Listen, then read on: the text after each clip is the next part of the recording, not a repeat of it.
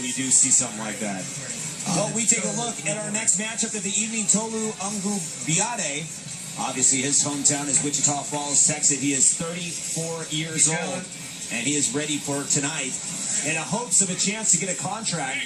And we move on to our next matchup of the evening. Tolu Angubiade, fighting out of Wichita Falls, Texas. He is 34 years old, and obviously 12 years the elder against Justin Sander. But we know in the game of MMA, that sometimes does not play as a factor. Age is just a number sometimes in MMA. It's amazing. Did you just quote the song? Obviously, Angubiade is the elder over Justin Sander. Both fighters are very equally matched in other departments.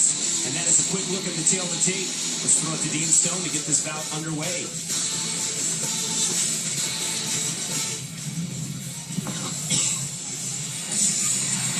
Ladies and gentlemen, introducing Tolu Tech Daddy Angubiade.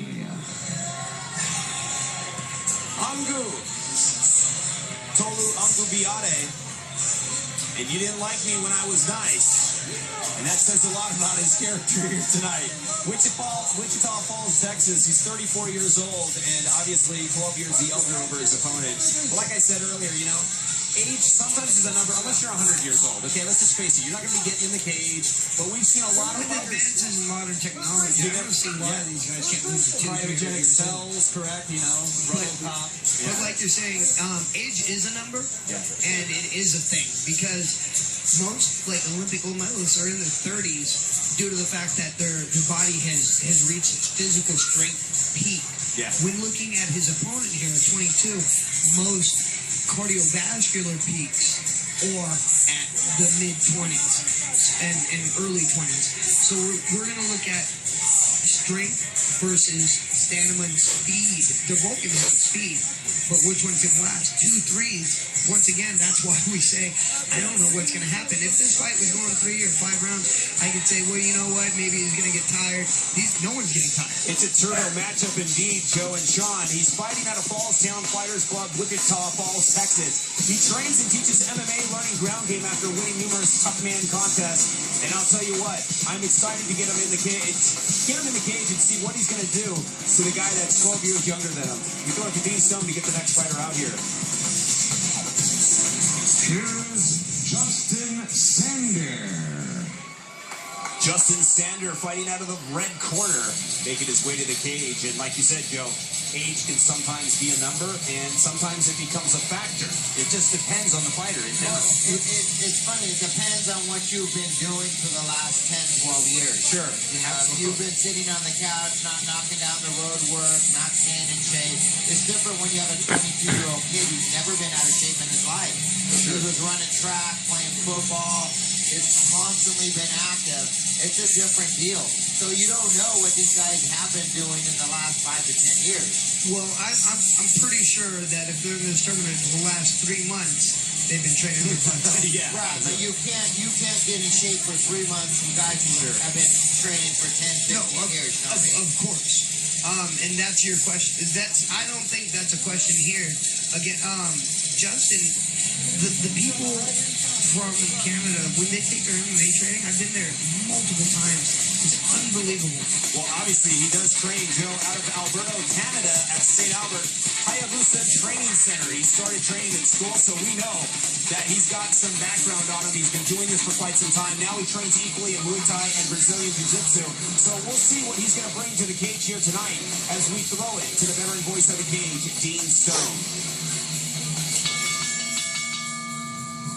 Ladies and gentlemen, from the Palms Casino Resort, Las Vegas, King of the Cage and Lucas Oil present this 2-round bout in the lightweight division. Your referee in charge of the action, Mike Beltran. Introducing first, in the Lucas Oil blue corner, standing 5 feet 8 inches tall, official weight 155.2 pounds. He represents the Fallstown Fighters Club. Ladies and gentlemen, from Houston, Texas, presenting Tolu Tech Daddy Angubiade.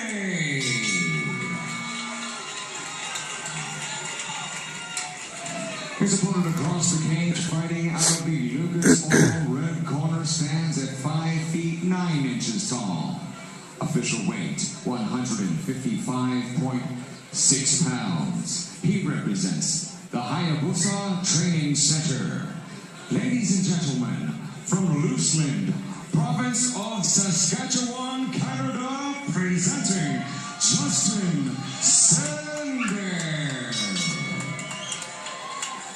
Well, here we go, guys. You know, we were talking about it, and I really can't wait for this fight to get started because it is. It's all about the age, what have they been doing, how they've been training. You know, there's so many things that can become a factor, but how many know that over $250,000 in contracts are on the line tonight? So there's no telling what's going to happen between these guys. You say $250, I say my kids can eat. That's what the fighters are thinking. That's why you're seeing this. That's what's happening here from the older fighters and families. They're fighting to feed their families. You got these younger fighters, they're fighting because they want an opportunity at what everyone else has, and they're going to earn it right here and today. You know, that's a really great way of looking at it. I mean, you have the young generation and just a little bit older in age, but these guys have been fighting for quite some time. He needs to transition to the single there. Justin needs to go to the single leg right there on the same side. Suck it out. He's trying to elevate, but he's got to go straight back. Nice elevation and beautiful slam.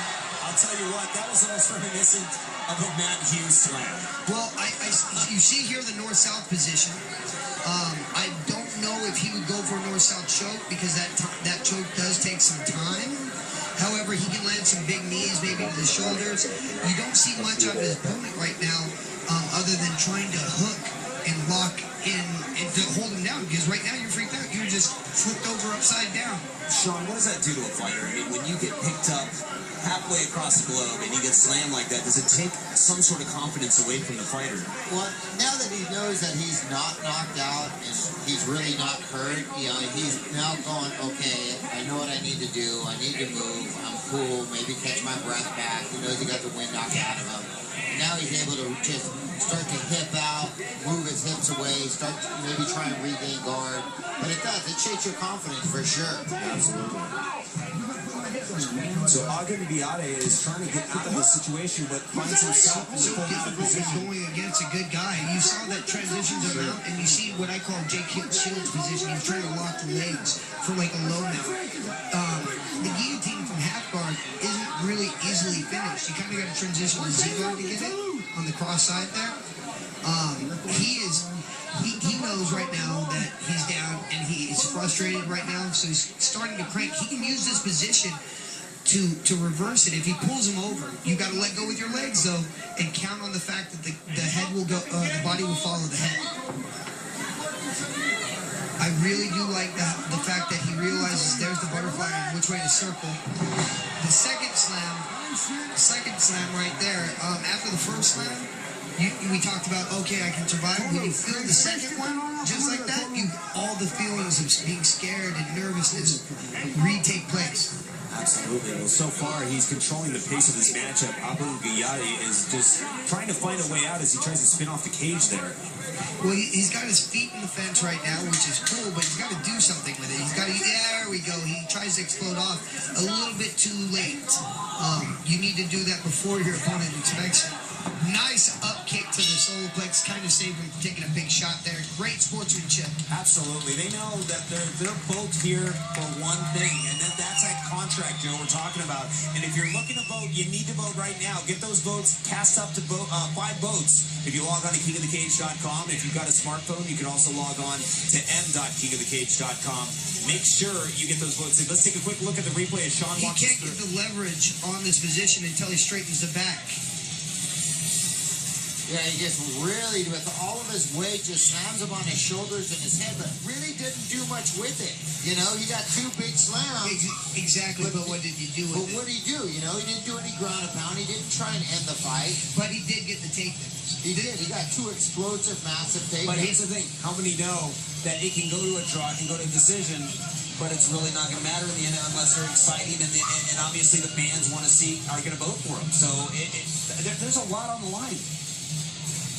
I like that pace. I like that pace right there, Sean. You see that from Justin? He wants to go. He knows that he needs to do more in the second round. He won the first round, but he knows he needs to do more this round. Right. the heart and intensity from these Canadian fighters is just amazing. I wouldn't be surprised if things start to heat up right now. Oh, definitely. I don't like how he's attacking straight in and allowing his opponent to circle off. You want to control the center. Agunbiati, obviously, he was controlled on the ground, and right now he's getting a fresh start here. It looks like he's looking for that one big one.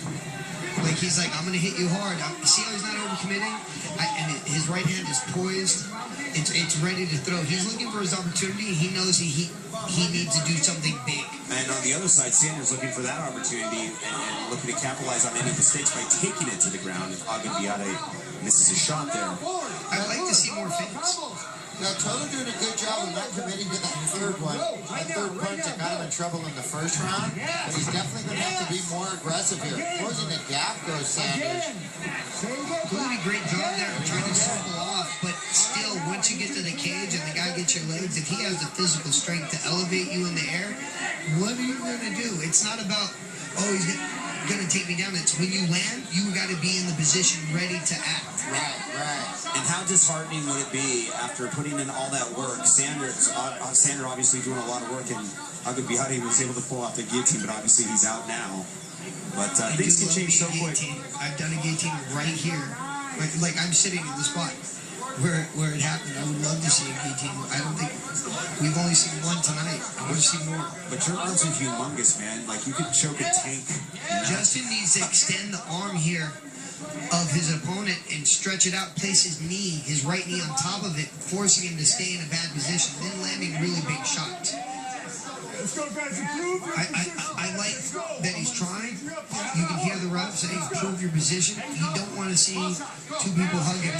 You've got a life-changing event in front of you. Right, it goes back to what we talked about earlier, raising your hands, making those strikes visible. He's working in there with the really short, choppy shots, and a lot of people on TV, even people in the higher stands, can't see that.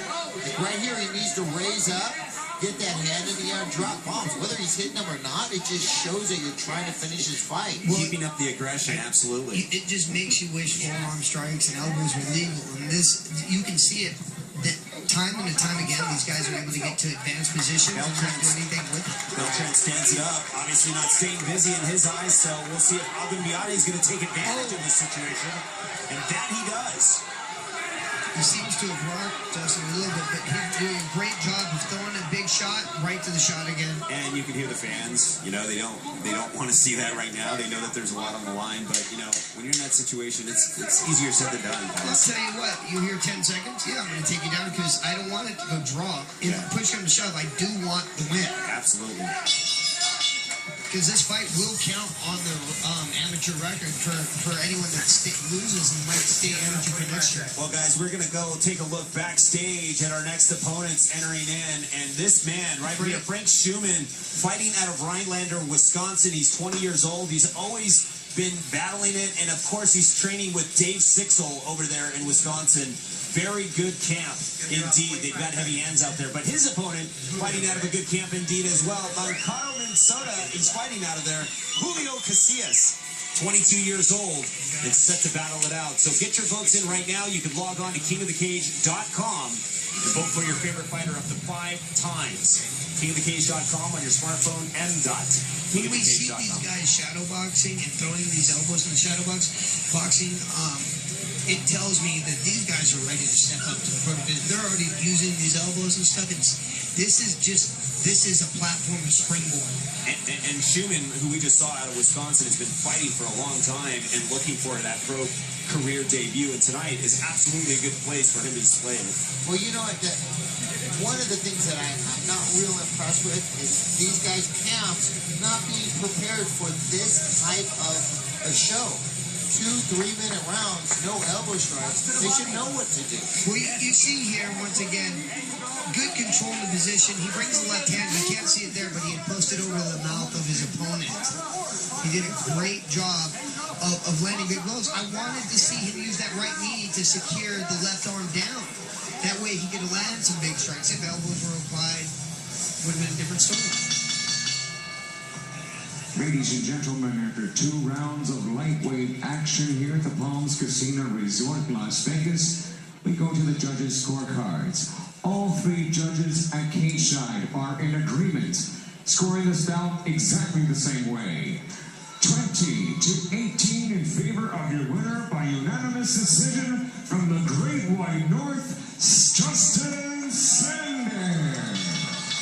Well, that'll do it. Justin Sander, obviously, we knew he got a lot of takedowns. He really controlled the pace of the fight, and obviously, Agunbiade never got a chance to start anything, really. Steve, the roller coaster right now for Justin is tick, tick, tick, tick, tick, tick, tick, tick, tick, tick. Because everyone now, you won your fight, but now it's about winning the contract. So, and the votes and your friends and everyone, that's what it's all about.